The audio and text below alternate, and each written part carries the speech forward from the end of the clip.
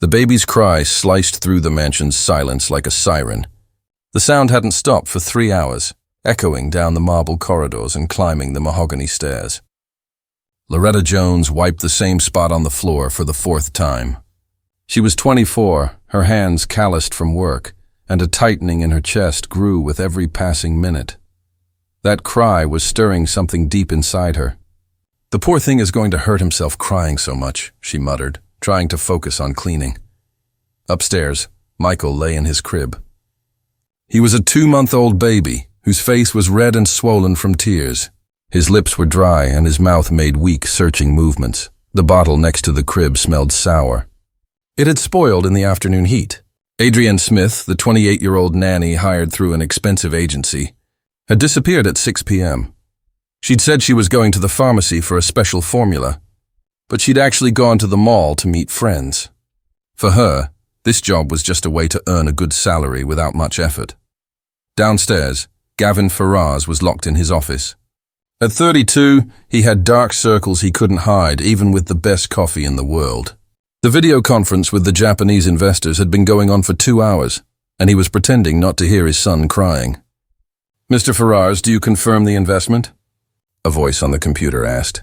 "Of course you can count on us," Gavin answered automatically, looking at a photo of Helen on his desk. Michael's crying grew weaker, more dangerous. Loretta couldn't take it anymore. She dropped her rag and ran up the stairs, her heart pounding. "Please, let nothing have happened," she whispered on the staircase. When she opened the nursery door, she gasped. Michael was nearly limp in the crib, his skin too hot, his little eyes half closed. He made small movements with his mouth, as if searching for food. "Oh my God!" Loretta rushed over and picked up the baby. He was hot, sweaty, and clearly dehydrated. "Shh, easy, little one. Auntie's here." She sniffed the bottle and made a face of disgust. It was completely spoiled. Michael kept making sucking motions on her shoulder, desperate for food. It was at that moment that something inside Loretta snapped. She had lost her own baby 6 weeks ago and was still producing milk.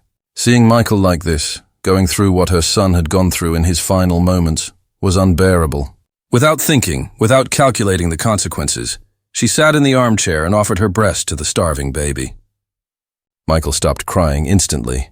He nursed with the strength of someone who was dying of hunger and had finally found salvation. "There, that's better," Loretta whispered, feeling a peace she hadn't felt in weeks. Downstairs, Gavin finally managed to end the meeting. "Folks, we'll wrap this up tomorrow, okay?" He hung up and, for the first time, noticed the silence. The crying had stopped. Worried, he went upstairs to check on Michael. He opened the door slowly and froze. Loretta was in the armchair by the window, breastfeeding Michael, as if it were the most natural thing in the world. The soft afternoon light streamed through the curtain, and the two of them seemed completely at peace. Gavin stood there, unable to process what he was seeing. What the devil is going on here? Loretta nearly jumped out of the chair. She quickly covered her chest and held Michael carefully, her eyes wide. "Sir, I'm sorry, I can explain." Gavin took a few steps forward, confused and angry. "Explain what? Have you lost your mind?" "Sir, he was getting sick," Loretta spoke quickly, the words tumbling out. "He's been crying for hours." The nanny disappeared. The bottle was foul. "But that doesn't give you the right to—" Gavin stopped mid-sentence. He looked at his son and saw something he hadn't seen in weeks. Michael was sleeping peacefully, breathing softly, with an expression of serenity on his face. Gavin had never seen his son like this. Since he was born, Michael had always been restless, fussy, and hard to calm. And now he was sleeping there like an angel. "How is he so quiet?" Loretta wiped her eyes with the back of her hand. "He was starving, sir. The bottle smelled awful, all curdled. There was nothing else to give him." Gavin approached slowly, observing his son. It was the first time Michael had looked truly rested since he was born. "But where do you have—" He couldn't finish the question. The silence was heavy. Loretta lowered her head, her voice barely a whisper. "I lost my son 6 weeks ago." Gavin felt as if he had been punched in the gut. He knew that pain. It was the same one he felt every day since Helen died. "I still have milk, but I don't have a baby anymore," Loretta continued, tears streaming down her face. When I saw Michael suffering like that, I couldn't let it happen. Gavin looked at Michael sleeping in her arms. The baby seemed to have found something that even he couldn't give his own son. The anger he felt was mixed with a strange gratitude. She had saved Michael, but at the same time, the situation was complicated. "Go home, Loretta," he said tiredly. "We'll talk about this properly tomorrow." Loretta handed Michael to him with great care, as if passing a precious item. "Just don't let him go too long without eating again, okay?" She left the room slightly shaky, knowing she had done something that would cause trouble. But when she looked back and saw Gavin holding his son, who was finally sleeping in peace, she had no regrets. Gavin was left alone in the room, watching Michael sleep in his arms. For a few minutes, the pain of losing Helen lessened a bit. Now what am I going to do? It was 10 p.m. when Adrian finally showed up at the mansion, carrying expensive shopping bags. The story about the special formula was a lie from the start. She'd spent the day shopping, and then went to the movies with her boyfriend. For Adrian, taking care of Michael was just a well-paid job. She felt no affection for the baby. She only saw him as a means to live in a rich house without much effort. She found Gavin in the office on his computer. Michael was sleeping in his crib, which she hadn't seen in a long time. Wow, what a miracle. He finally stopped crying. Gavin looked up, still processing what had happened that afternoon. Loretta took care of him today. "Oh, that's good," Adrian replied. But something in Gavin's tone put her on alert. During the night, Michael woke up only once, took the bottle without fuss, and went back to sleep quickly. For Adrian, who was used to nights of terror, this was almost a miracle. The next morning, while Gavin was showering, she went to the kitchen to probe Mrs. Celia. "Celia, did Loretta do anything different yesterday?" Mrs. Celia, who was 55 and had a heart of gold, didn't suspect a thing. Poor thing. She was very upset yesterday. Spent a long time up in the nursery. Upset why? "Oh, sweetie, the poor woman lost her baby recently, and her husband left her because of it." Adrian felt a pang of jealousy. If Gavin started to like Loretta, she could lose the best-paying gig she'd ever had. Her husband left her, said she was weak, that she didn't know how to take care of the pregnancy properly. How cruel, right? The girl was already suffering. The wheels in Adrian's mind started turning. She saw a chance to get rid of the competition. "Celia, can I tell you something, but promise not to tell anyone, okay?" "Of course, honey." Adrian leaned in, feigning concern. "Yesterday I saw Loretta doing something kind of strange." "What was it?" "She was breastfeeding Michael." Mrs. Celia's eyes widened. "What, from her own breast?" "I saw it." "But she still has milk?" "She does. And she's acting like she's his mother. Yesterday, she spent hours just watching him sleep. Mrs. Celia didn't know what to think. Maybe she just wanted to help. Celia, a woman who loses a child, she gets a little, obsessive." Adrian planted the first seed and rushed off to spread the gossip. She grabbed her phone and called Marcia Bentley, the biggest gossip in the neighborhood. "Marcia, I need to tell you something about Gavin." "Hi, darling." "What is it?" "That housekeeper of his, I think she's trying to take advantage of the situation." "How so?" "She lost a baby and now she's obsessed with Michael. Yesterday I caught her breastfeeding him." Marcia nearly dropped the phone. "I don't believe it." "Are you serious?" "I think she's trying to seduce Gavin to get the family." "How shameless." "The poor guy has already lost Helen. That's what I think. Someone has to warn him before it turns into a situation." "Leave it to me. I'll talk to the girls." That opportunist won't succeed. When Gavin came down for breakfast, he found Michael smiling. It was the first time he'd seen his son like that, waving his little legs and making happy noises when Loretta walked by in the hall. Gavin was moved. He really likes her. But soon the phone would start ringing, and then Loretta's life would become a living hell. Gavin watched Michael in his high chair. The baby was completely different, smiling, moving his hands, making cheerful sounds every time Loretta appeared. "Good morning, sir," she greeted him a little awkwardly. "Good morning. Michael seems well today. Yes, he slept all night. He just really needed a good feeding." Gavin saw how his son reacted to Loretta's voice and was touched. It was the first time Michael had shown genuine joy. Then the phone rang. 11 a.m. "Hello, darling Gavin, how are you?" It was Marcia Bentley's saccharine voice. "I'm fine, Marcia." "What is it?" "Well, we're worried about you. Some things have been going around. Gavin felt a tightening in his chest.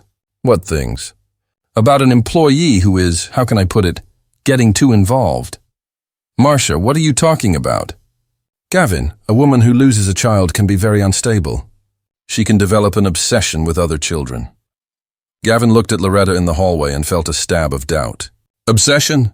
Helen must be suffering in heaven, seeing this happen in her house. Gavin hung up, irritated, but the seed was already planted. An hour later, the phone rang again. Mrs. Carter, Helen's mother-in-law. Gavin, son, you need to be careful. Mrs. Carter, are you okay? I am, but you worry me. I heard you have a maid causing trouble there. Trouble, Gavin, you are very vulnerable. It's easy for an opportunist to take advantage of the situation. Where did you hear this? Everyone is talking, son. You need to act before it becomes a scandal. The third call came at 4 p.m. Teresa, Helen's best friend. Gavin, this cannot continue. What cannot continue? This situation with the maid. Helen would be horrified. Gavin began to feel the pressure. He watched Loretta playing with Michael, who was clearly happier. But he's doing so well with her. Just then, Adrienne appeared beside him. Sir, Loretta asked to stay longer today. Why? She said Michael needs her to sleep well. Adrienne paused, a calculated move. I thought it was a little strange. Strange how? She's not his mother, is she? But sometimes she acts like she is. Gavin was torn. On one hand, he saw Michael had never been better. On the other, everyone was saying he was being fooled. He remembered how he had lost Helen. He trusted everyone, never suspected a thing, and still she died due to medical negligence at the hospital. Am I being naive again? The phone rang one more time. Gavin looked at the number and recognized Marcia. This time he answered, Gavin, have you thought about what we discussed? Marcia, Son, you can't let this continue for Michael's sake. Gavin looked at Loretta, who was humming softly while tidying the baby's things. Michael smiled every time he heard her voice, but the pressure was becoming unbearable. Okay, Marcia, I'll take care of it. When he hung up, Gavin knew what he had to do, even if it hurt, even if Michael stopped smiling. Tomorrow morning, he would have to fire Loretta. The decision Gavin didn't sleep a wink all night. The neighbor's words echoed in his head like a broken record. Early in the morning, the phone had already rung 3 times. Gavin, did you decide what you're going to do? Marcia asked in a knowing tone. Son, don't let this turn into a scandal, Mrs. Carter advised. For Helen's memory, you need to act, Teresa concluded. When Gavin came down for breakfast, his heart nearly stopped. Loretta was sitting on the living room floor, playing peekaboo with Michael. The baby was giggling, a sound Gavin hadn't heard in a very long time. Found you. Loretta tickled Michael's tummy and he squealed with delight. Gavin watched from the doorway. His son had never looked so happy, never laughed like that, never had that expression of pure joy. Good morning, sir, Loretta greeted him, picking Michael up. Good morning, Gavin replied, his voice sounding strained. He spent the entire breakfast watching the two of them. Michael wouldn't let go of Loretta. Every time she moved away, he fussed. When she came back, he smiled and reached out his little arms. He's very attached to you, Gavin commented, trying to sound casual. Yeah, he's a little Velcro baby, Loretta responded, kissing Michael's forehead. Gavin felt a pang in his chest. He had never been able to make his son smile like that. But then the phone rang again and again and again. Each call made Gavin more tense, more confused. The people he respected, who did business with him, who knew Helen, all saying the same thing. At noon, Gavin made a decision that would hurt him too. Loretta, I need to speak with you in the office. His tone had completely changed. Cold, distant, formal. Loretta immediately sensed something was wrong. In the office, Gavin stood behind his desk, as if it were a barrier between them. Loretta sat on the edge of the chair, her heart already racing. Sir, did I do something wrong? Gavin couldn't look directly at her. Loretta, about yesterday. What happened with Michael? If I made a mistake, please forgive me. I just wanted to help. It's not about being right or wrong. Gavin paused, running a hand through his hair. People are talking. Talking about what? Gavin took a deep breath. Every word that came out was like swallowing glass. That you are taking advantage of my situation. That you lost your child and are now trying to take mine." Loretta's face lost all color. "Sir, that is not true. I would never—" "You nursed him, Loretta, without asking, without thinking about what people would say. But he was ill. There was no one else." Gavin got up and walked around the room. He was struggling with himself, but the pressure was too great. "People think you're trying to seduce me, that you want to steal my family. That's a lie." "You know it's a lie." "I know." Gavin stopped and looked at her. "You lost your baby 6 weeks ago. Suddenly you show up here acting like Michael's mother. You stay for hours just watching him sleep. You sing to him. You play with him as if he were your own son." Loretta stood up, desperate. "Because he likes me, because he's happy when I'm around." "Is that bad?" Gavin stopped pacing. The truth was, no, it wasn't bad. But he couldn't say it. "You're fired." The silence that followed was so heavy it seemed to suck the air out of the room. "Sir, please don't do this. I have nowhere to go. It's decided, and don't count on a reference from me. Sir, I beg you." Gavin turned his back to her. He couldn't look into Loretta's despairing eyes. "Get your things and leave. At least let me say goodbye to Michael. It's better if you just go now." Loretta stumbled out of the office. Mrs. Celia saw her in the kitchen crying and grabbing her few possessions. "Child, what happened?" "He fired me, Mrs. Celia. He said I was taking advantage of the situation." "That's outrageous." "You saved that baby." "It doesn't matter anymore. I have to go." Outside it had started to rain, a heavy soaking rain. Loretta looked through the window and saw the storm, but she had no choice. Gavin watched her from the office window. She walked slowly in the rain, with a plastic bag in her hand, her clothes clinging to her wet body. For a moment, Gavin almost ran after her. The image of Loretta alone in the rain was breaking his heart, but then the phone rang. "Gavin, I hear you did the right thing." "It was for the best for Michael," Marcia said. Gavin hung up and saw Loretta turning the corner, disappearing into the rain. Upstairs, Michael began to cry. The street. The first door Loretta knocked on was the house next to Gavin's mansion. The maid didn't even let her finish speaking. "No vacancies here." At the second house, the owner at least listened. "I have experience cleaning, cooking, taking care of children. Do you have a reference?" "I do, from my last job." The woman called right in front of Loretta. "Hello, Mr. Ferrars. This is about a Loretta who worked there." Gavin looked at the ringing phone and didn't answer. "Sorry, dear, he didn't pick up. Without a reference, I can't risk it." At the third, fourth, and fifth houses, the story repeated itself. Always the same question. Do you have a reference from your last employer? At the end of the first day, Loretta still had hope. On the second day, despair began. By the third day, the money was gone. "Mrs. Davis, give me 1 more week, I can pay." The landlady of the small room shook her head. "Loretta, you already owe 2 months. The landlord is pressing me." "Just a few more days, please." "I can't, honey. It's business, you understand." Loretta left the room carrying a single grocery bag. Everything she owned in the world fit into one bag. The first night on the street was a terror she never imagined. She slept on a park bench using a newspaper as a blanket. The cold cut to the bone, and she didn't close her eyes for fear. On the second night, 3 men approached her as she tried to sleep under an awning. "Hey, pretty thing. All alone? Want some company? We can help you out." Loretta ran and hid behind a church until the sun rose.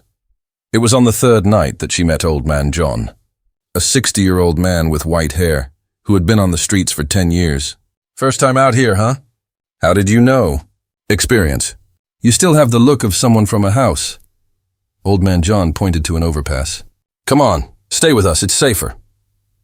Under the overpass, there was a group of 5 people, each with their cardboard, their few things, their sad story.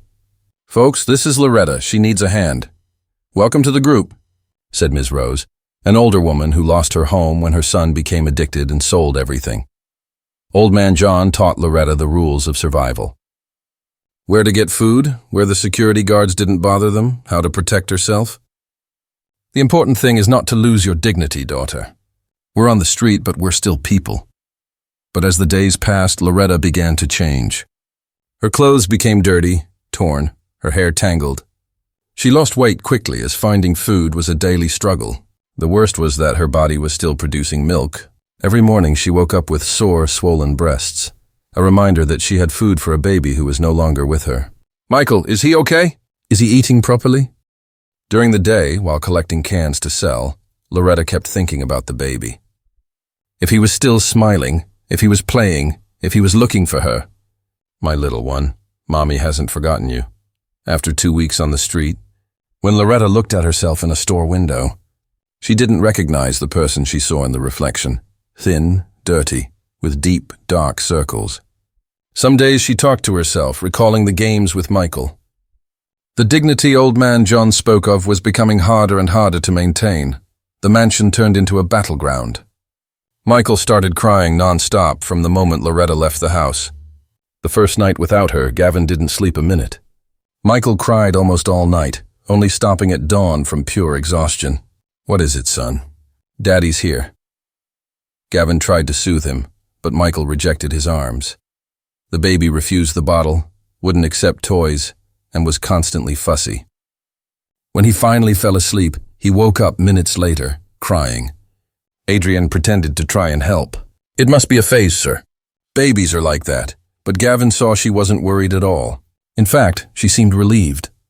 After 3 days without proper sleep, Gavin hired an emergency nanny. Sonia arrived full of confidence. "Leave it to me, Mr. Gavin. 20 years of taking care of babies."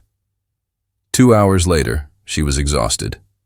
"My God, I've never seen such a restless child." Michael rejected her arms, rejected the bottle, rejected everything she offered. He cried with an intensity that hurt the ears. Gavin hired a second nanny. Carla, a newborn specialist, tried a different approach. "Mr. Gavin, this child is going through some kind of trauma. Babies form very strong emotional bonds. When they lose those bonds, they suffer." "What bond?" "His mother died in childbirth." "Was there a specific person who cared for him? Someone he saw every day?" Gavin almost mentioned Loretta, but swallowed the words. "No, no one special." The third nanny was Marcia, the most expensive and experienced in the city. "Sir, in 25 years in the profession, I've never seen a case like this." Michael was visibly losing weight. He barely fed, slept little, and was constantly irritable. Gavin was desperate. The pediatrician, Dr. Santos, examined Michael and was worried. "Mr. Gavin, physically he's fine, but something is greatly disturbing this child." "Doctors, he won't stop crying." Babies express emotional trauma like this. He is rejecting care, rejecting new bonds. What can I do? "Has there been any drastic change in his routine recently?" Gavin hesitated. "Well, we changed nannies." "Just that?" "And we fired an employee who sometimes helped with him." Dr. Santos noted. "Did this employee have much contact with the child?" "She did." "A little, Mr. Gavin. Babies are very sensitive." "If that person created a strong bond with your son..." Gavin didn't let the doctor finish. "Doctor, what matters is he gets well." But inside, a terrible doubt was growing. The nights became a nightmare. Gavin walked around the house like a zombie, trying to soothe Michael, who cried non-stop. Mrs. Celia tried to help, but Gavin didn't want to hear it. "Mr. Gavin, since Loretta left, I don't want to know." "But sir, the boy has completely changed." "Celia, don't get involved in this." After another week of hell, Dr. Santos was direct. "Mr. Gavin, I'll have to hospitalize the child." "Hospitalize?" "He is dehydrating, losing weight dangerously. He needs hospital care." Gavin looked at Michael, thin and drawn in his arms, and felt a fear he hadn't felt since Helen died. "Doctor, could he..." "Could he die?" "We will do everything possible, but children can also waste away due to emotional reasons." When Gavin got home after hospitalizing Michael, the mansion was strangely silent. For the first time in weeks, there was no baby crying echoing through the corridors. And it was in this silence that he finally admitted to himself. He might have made the biggest mistake of his life. Gavin could barely work with Michael hospitalized. He went to the hospital 3 times a day, but Michael remained listless, rejecting the bottle, losing weight. "Mr. Gavin, the child needs strong emotional stimulation," said Dr. Santos, "something that awakens his interest in life." Gavin left the hospital straight for home, trying to think of a solution. That's when he saw a neighbor on the sidewalk waiting for him. "Gavin, good to see you." It was Mrs. Martha, who lived 3 houses down. A woman Gavin always respected. "Hi, Mrs. Martha. Gavin, I need to tell you something. It's about that girl who worked at your house. Loretta. Gavin tensed up. I saw her yesterday downtown, near the bus terminal. She was, how shall I put it, begging. Gavin felt the world spin. Begging? She was very thin, dirty. I barely recognized her. What a sad thing, isn't it? Gavin entered the house stunned. Loretta, who saved Michael, was on the street begging because of him. It was in this confused state that he went upstairs to get some things from Michael's room. That's when he heard voices in the backyard. This one's expensive, imported, worth about $100. Gavin approached the window and saw a scene that left him in total shock. Adrienne was selling Michael's medication to a strange man. He ran down the stairs and went straight to the yard. Adrienne, what the hell are you doing out here? She nearly dropped the box of medicine. Oh, sir, you startled me. You're selling Michael's medicine? The buyer, not knowing Gavin was the father, confirmed it. She always sells expensive baby medicine here. I resell it to a pharmacy, Gavin exploded with rage. How long have you been doing this? Sir, I can explain. My mother is sick. Adrienne, where were you when Michael was crying alone?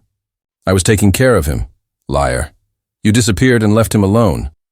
Pressured, Adrienne tried to shift the blame. Sir, if that cleaner hadn't interfered how? Adrienne realized she'd said too much, but Gavin wouldn't let it go. Tell me, Adrienne, how did she interfere? Tell me now. I made up that she was taking advantage. Adrienne broke down. I lied about her. Gavin stood silent for a long moment. You lied? I was jealous. She took better care of Michael than I did. Adrienne. Gavin approached, his voice dangerously low. Did Loretta do anything wrong to Michael? No, she saved him that day. He was very sick with a high fever. He could have died. He could have. If she hadn't helped, he would have died. Gavin felt like he'd been punched in the gut. And you invented that she was taking advantage? I was afraid of losing my job. She was a better nanny than me.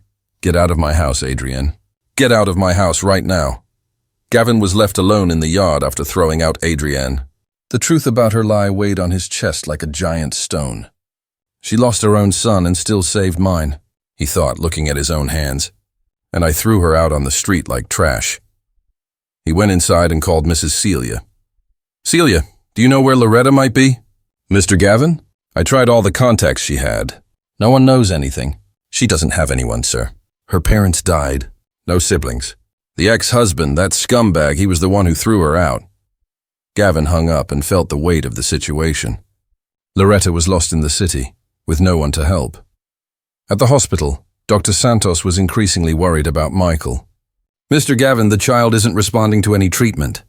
Physically, there's nothing wrong, but he is wasting away. Doctor, is there anything specific that can help? Mr. Gavin, I'll be direct. Children can die of sadness. He needs something to awaken the will to live. Gavin knew exactly what that something was. He always knew. Doctor, if I bring a specific person, if it's someone the child has a strong bond with, yes, it could help. Gavin left the hospital with a mission: find Loretta before it was too late. But where to start in a city of 12 million inhabitants? He decided to start with the obvious places. He went back to her old address. The girl who lived here disappeared about 3 weeks ago, the doorman said. She left with a plastic bag and never came back. Gavin went to employment agencies, public hospitals, police stations, nothing. On the second day, he expanded the search: shelters, soup kitchens, churches that distribute soup. A new girl, brown hair, recently lost her job. Kid, so many people pass through here, a volunteer replied. Do you have a picture of her? Gavin realized he didn't have a single picture of Loretta. She had worked in his house for months, and he never took a photo. On the third day, desperate, Gavin did something he never imagined. He went to the spots where homeless people lived. Please, do you know a girl named Loretta? The reaction was always the same: suspicion. Gavin realized he needed to change his approach. By the fourth day, he was exhausted. He had slept poorly 3 nights in a row, eaten little, and had stubble. That's when he received an unexpected call. Gavin, it's Sylvia from the building on the corner. Hi, Sylvia. Weren't you looking for an ex-employee? A young woman? Gavin's heart pounded. I was. Did you see her? There was a girl here yesterday knocking on doors, thin, a little dirty, asking for work. Where? What time? Around 2. But Gavin, she looked really bad. Bad how? Looking sick and a little, I don't know. Confused. Gavin wrote down the address and rushed out. When he arrived at Sylvia's building, he walked the area for 2 hours. Nothing. An immense frustration took over him. He was looking for a needle in a haystack. At the hospital, Michael was getting worse every day. Dr. Santos was direct. Mr. Gavin, if there is no improvement in the next 48 hours, we will have to take drastic measures. What measures? Forced feeding, ICU admission. This is the last chance. Gavin left the hospital knowing that time was running out. A week had passed since Gavin started looking for Loretta. He even hired a private investigator.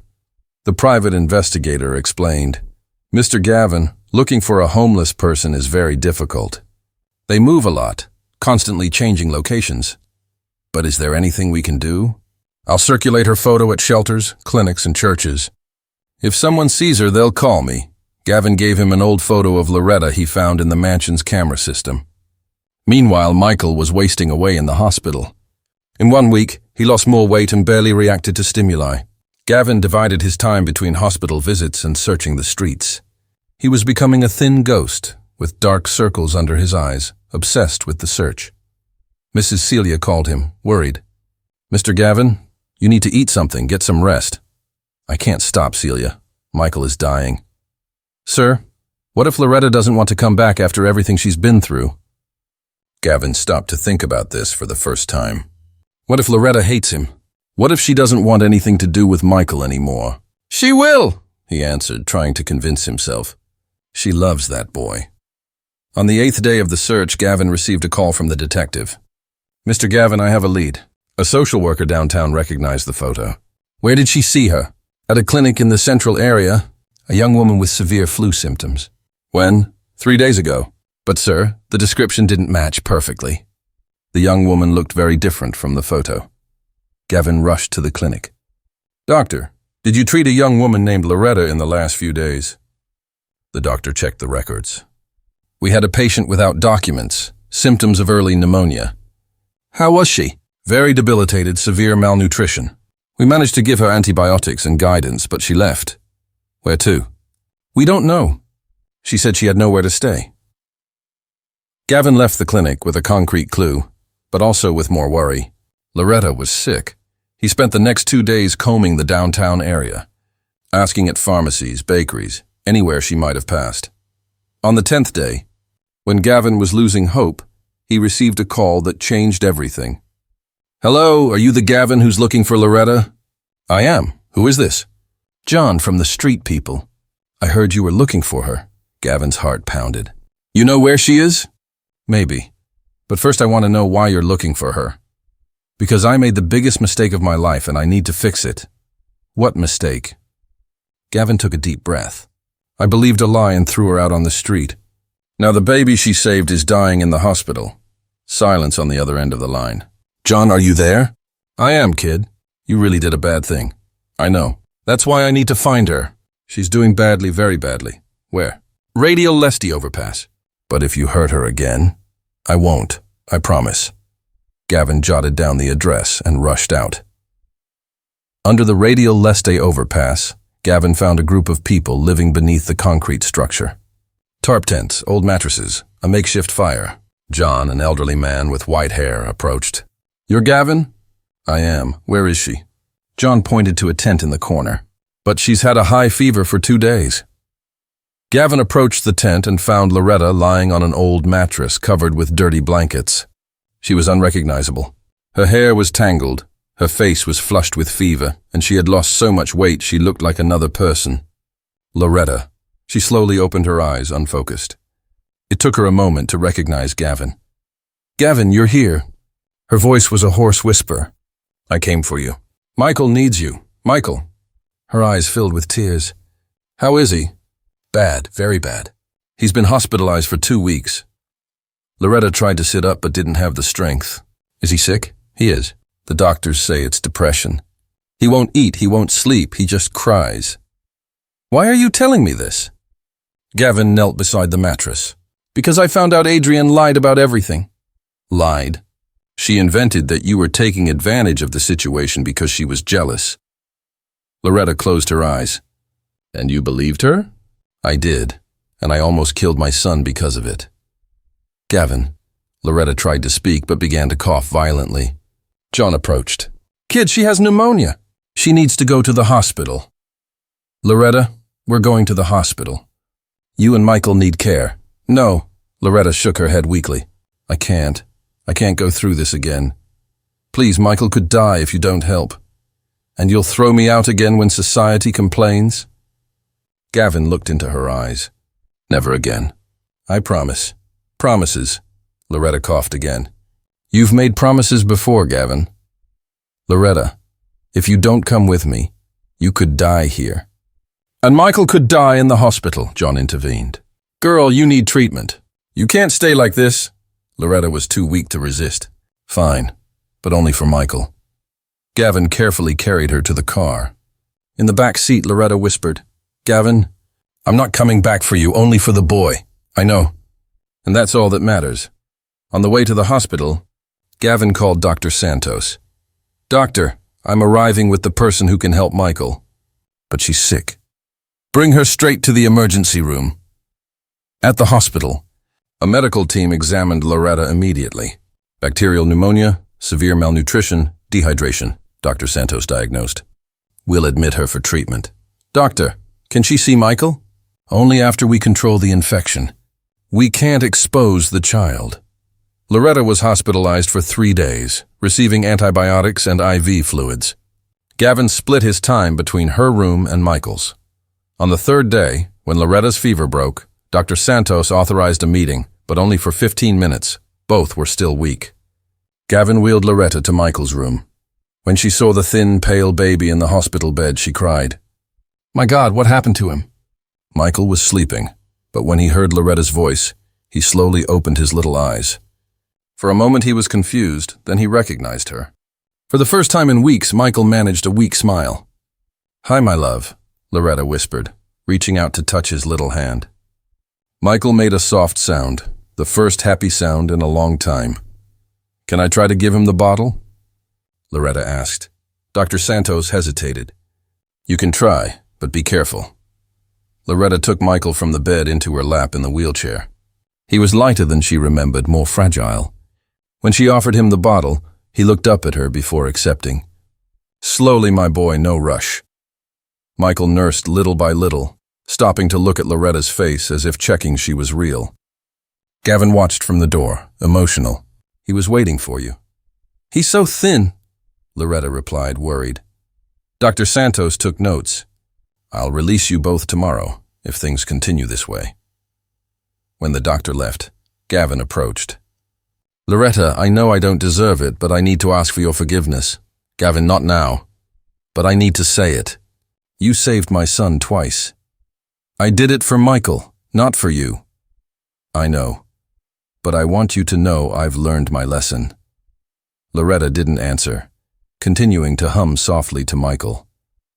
Loretta, Gavin insisted. What is it? Will you come home with us? I will, but only for him. She looked directly into Gavin's eyes. And don't expect me to trust you again. I don't expect it. I just want a chance to prove I've changed. Gavin, listen closely to what I'm about to say. Loretta stopped humming. If you humiliate me again, if you throw me out on the street another time, I will disappear with this boy, and you will never see us again. Gavin swallowed hard. I understand. I will take care of Michael, but you'll have to earn my trust again. From scratch. Okay. Loretta went back to humming. Michael slept peacefully in her arms for the first time in weeks. Gavin sat in the chair beside them and watched the two. He knew he had a lot of work ahead of him. Regaining Loretta's trust wouldn't be easy, but at least Michael was alive, and that was a start. The return home Gavin brought Loretta and Michael home after a week in the hospital. The mansion felt different, emptier, with a strange silence. Mrs. Celia appeared at the main door, emotional. Girl, it's so good you're back. How are you? Better, Mrs. Celia, slowly but improving. And little Michael? Eating well, gaining weight again. Gavin carried Loretta's bags and stopped in front of the small back room where she used to stay. Loretta, I prepared another room for you. The guest room with its own bathroom? Why? What was wrong with the other one? Nothing, but this one's bigger. It has air conditioning. Loretta looked at him with a hard expression. Gavin, I didn't come back here to be treated like a princess. I came back for Michael. I know, but no buts. I want things clear from the start. Gavin swallowed his reply and took her things to the room she had always occupied. In the first few days, Loretta dedicated herself totally to Michael. The baby gradually improved, ate, and started smiling again. But he still fussed when she moved away. With Gavin, conversation was minimal. Good morning, she greeted him at breakfast. Good morning. How was the night? Normal. Michael slept well? Yes. Gavin tried to initiate more conversation, but Loretta always answered with one or two words. Mrs. Celia, who knew them well, noticed the tension. Girl, Mr. Gavin is trying to be kind to you. I know, Mrs. Celia, but he'll have to have a lot of patience. He made a big mistake, but at least he's trying to fix it. Trying is easy. Trusting again is hard. A week later, Gavin hired a private pediatrician to monitor Michael at home.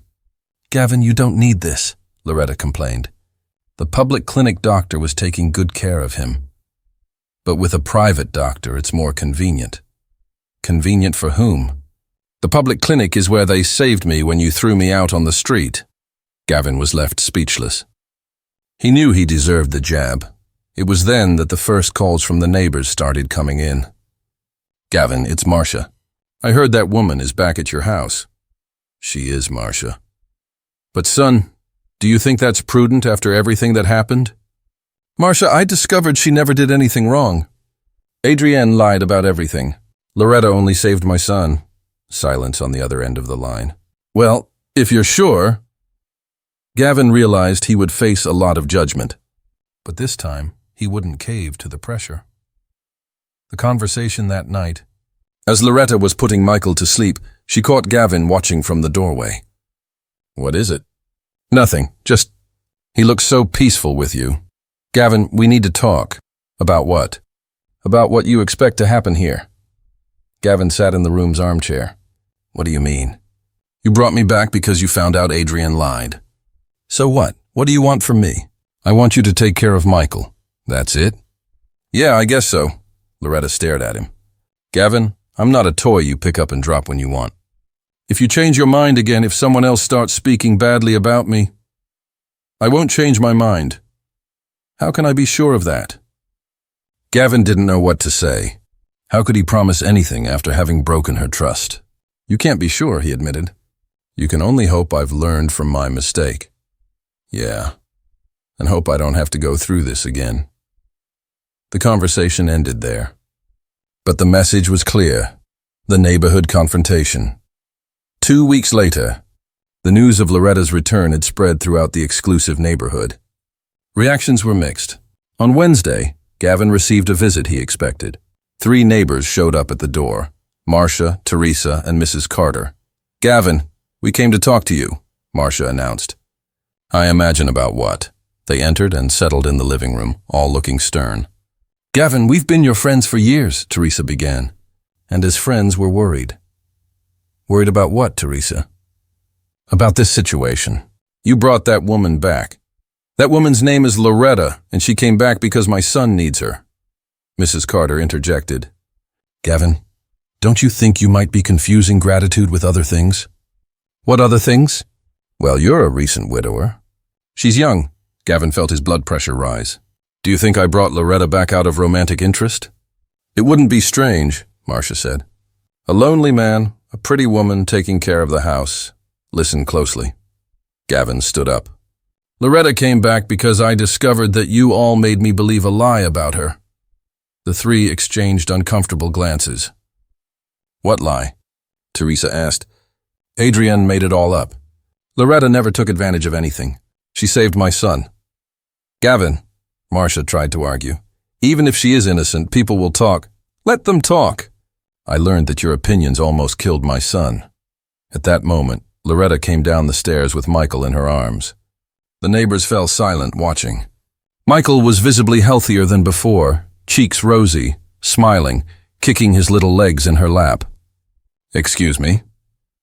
Loretta walked through the living room toward the kitchen, pretending not to see the visitors. Gavin, Marcia whispered when Loretta left. She looks different. Different how? More confident. Before, she used to lower her head when she walked past us. Because before, you all made her feel inferior. Teresa shook her head. Gavin, you've changed a lot. I've changed for the better. And what if she manipulates you again? She never manipulated me. You all manipulated me. The three women left the house visibly irritated, whispering amongst themselves on the sidewalk. He's completely blind. That woman got exactly what she wanted. Poor Helen. She must be suffering in heaven. But Gavin no longer cared. For the first time since Helen died, he was doing what he believed was right. The ex-husband's lie. That same day, he received an unexpected call. Gavin, this is Mark. It took Gavin a second to remember Mark, Loretta's ex-husband. That's right. Can I come over and talk to you? About what? About Loretta. I have some things to tell you about her. Gavin was suspicious. What kind of things? In person is better. Can I come today? No. If you want to talk to me, do it on the phone right now. Gavin, you don't know her past. The things she's done. Mark, whatever you want, I'm not interested. Man, she tricked you. Just like she tricked me. Gavin hung up the phone. A half hour later, Mark called again. Gavin, just listen to me for 5 minutes. No. She lost our baby because she was using drugs during the pregnancy. Gavin froze. What did you say? Drugs, man. That's why the baby died. She didn't tell you? I have the medical reports. I can show you. Gavin hung up, but he was disturbed. Could Loretta have hidden something about the baby's loss? That night, when Michael was sleeping, he decided to ask, Loretta, can I ask you a question? What is it? About your baby. How did Gavin, why do you want to know that? Just curiosity. Loretta stared at him. Did someone tell you something? Gavin hesitated. Mark called here today. And what did he say? That you used drugs during the pregnancy. Loretta's face turned red with anger. And you believed him? I mean, I don't know. That's why I'm asking. Gavin, my baby died because the doctor took 3 hours to perform the C-section. It's in the medical report. So Mark lied. He lied, just like he always did. Why would he lie? Because he heard I'm living in a mansion and he wants to take advantage. Gavin felt foolish. I'm sorry. I shouldn't have believed it. Gavin, if you're going to doubt me every time someone makes up a story, I won't. It was just a moment of, I don't know, weakness.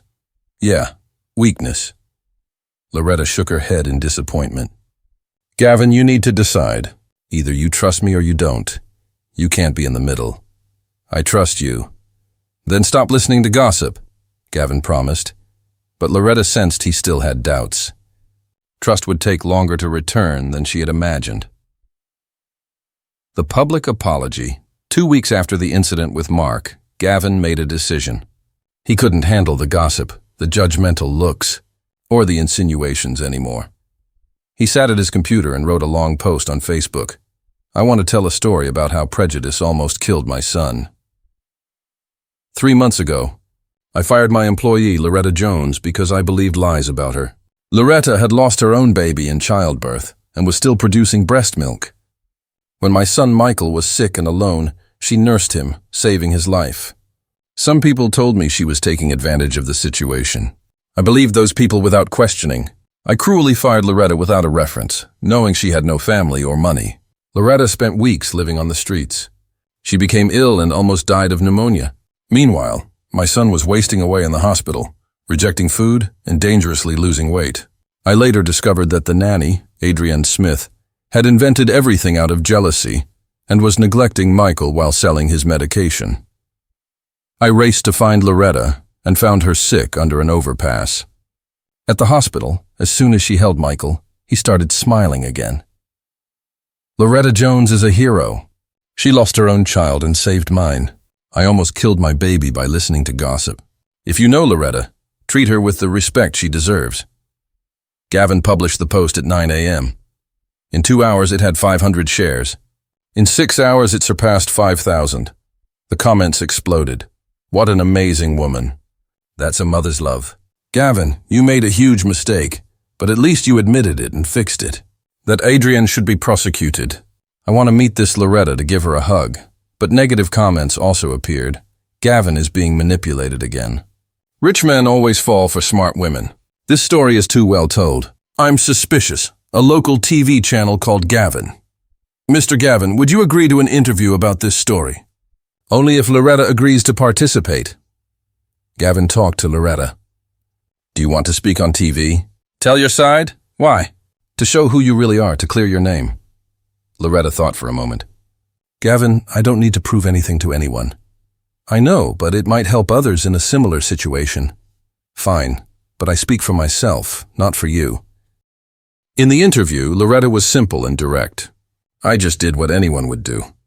I saw a sick child and I helped. What was it like to be unjustly accused? Painful, especially because I truly loved taking care of that baby. And what was it like living on the street? Difficult, very difficult, but I met incredible people who helped me. Have you forgiven Mr. Gavin? Loretta looked at Gavin in the studio. Forgiveness is a process. It doesn't happen overnight. Do you plan to marry? No, Loretta answered firmly.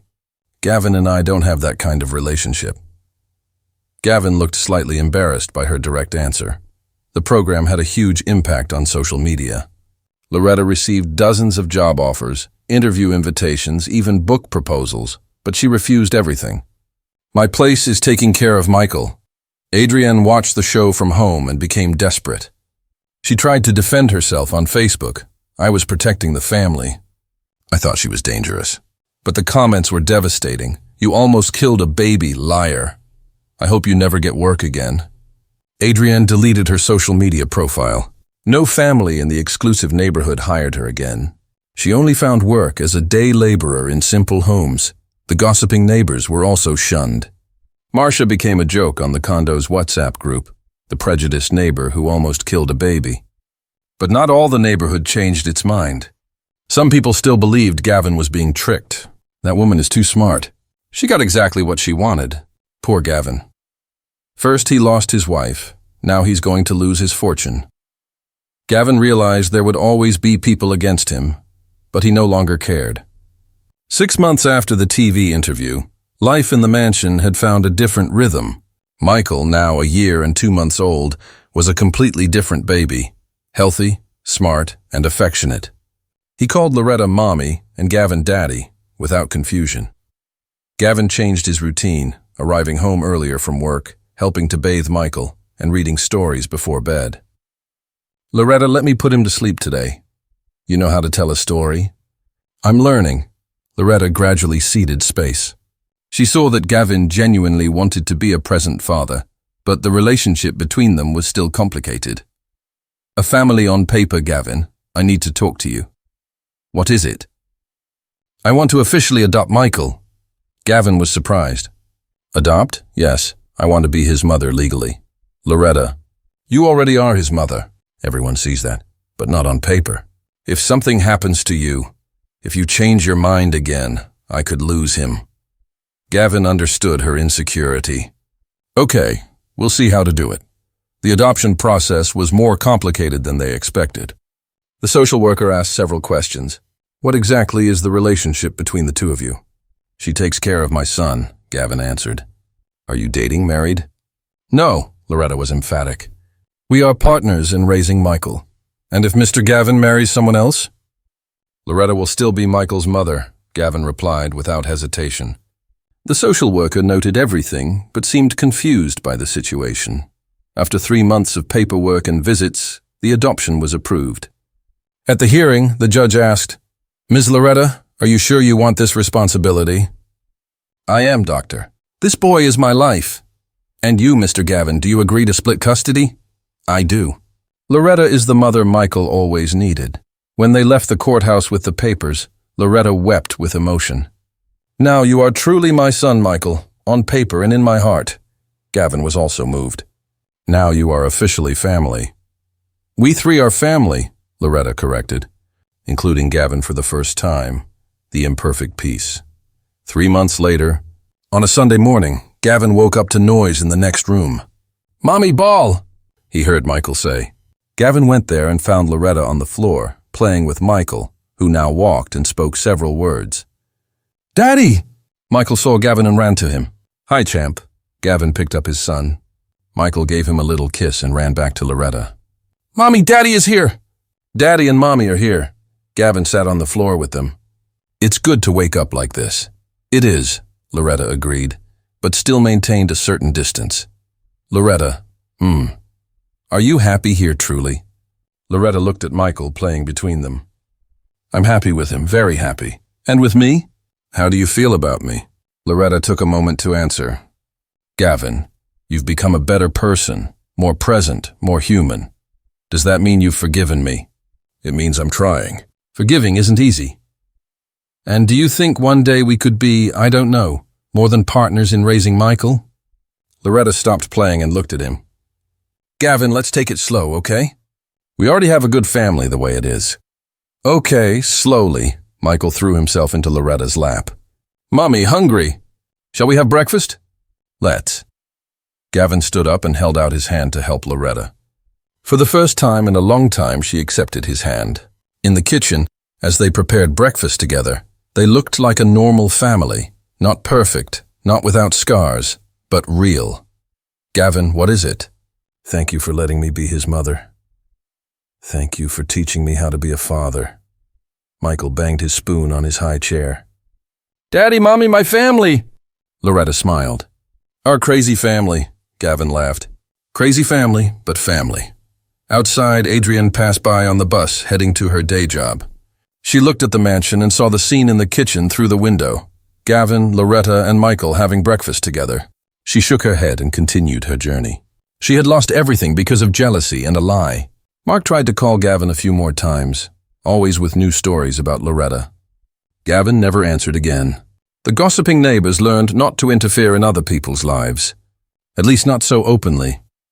Inside the mansion, there was an imperfect peace, a family formed through pain, mistake, and forgiveness. Michael grew up surrounded by love. Gavin learned to be the father he always should have been. And Loretta found a happiness she thought she had lost forever. It's not a fairy tale ending. There are still scars, mistrust, fears. But it's a human, real ending, and sometimes that's better than perfection. Did you like this story? Did you think it was fair for Loretta to be thrown out on the street like that? Let me know in the comments. See you in the next story.